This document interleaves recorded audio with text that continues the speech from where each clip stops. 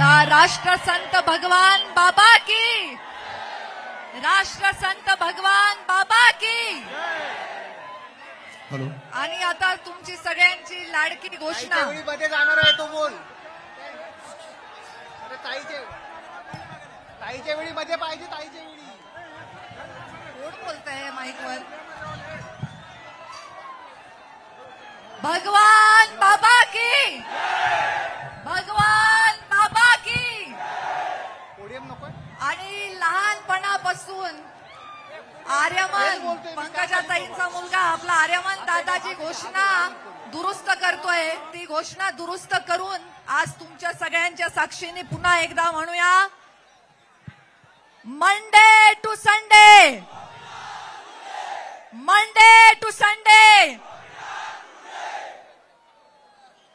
आज इतक्या वर्षांनंतरही ही घोषणा बदलली नाही आणि कधी बदलणारही नाही, कारण गोपीनाथ मुंडे या नावामध्ये अशी ताकदच आहे, अशी जादूच आहे। आणि त्या जादूमुळे आज इथे भगवान बाबांच्या जन्मभूमीमध्ये आपण सर्व दसऱ्याचे आशीर्वाद घेण्यासाठी, पंकजाताईंचे विचार ऐकण्यासाठी इथे आलेला आहात।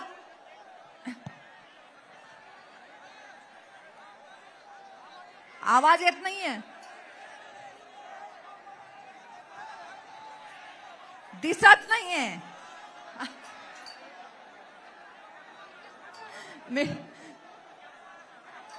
ऐकू येत आहे का? मागच्या लोकांना ऐकू येत आहे का? हात वर करा। सगळ्यांना ऐकू येत आहे, दिसत नाहीये।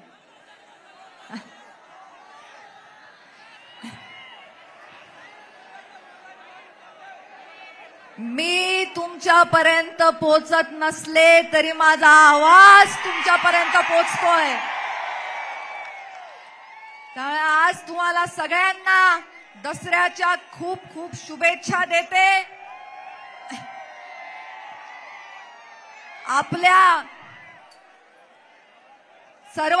आपण सर्वांनी एकत्र येऊन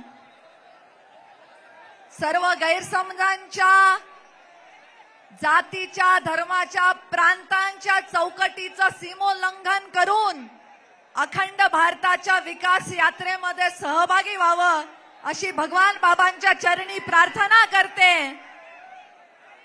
आपले भगवान बाबा हे ऐश्वर्य संपन्न आहेत।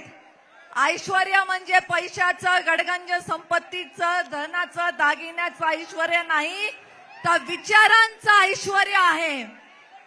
म्हणून एकर विका पण शिका हे ऐश्वर्यवान विचार देणारे आपले भगवान बाबा आहेत। त्यांच्या जन्मभूमीमध्ये आपण आज इथे सर्व उपस्थित आहोत। मी तुम्हाला सगळ्यांना पुन्हा एकदा मनापासून विजयादशमीच्या खूप खूप शुभेच्छा देते आणि इथेच थांबते। धन्यवाद। जय हिंद, जय महाराष्ट्र। धन्यवाद ताई। यानंतर लगेचच आदरणीय हरि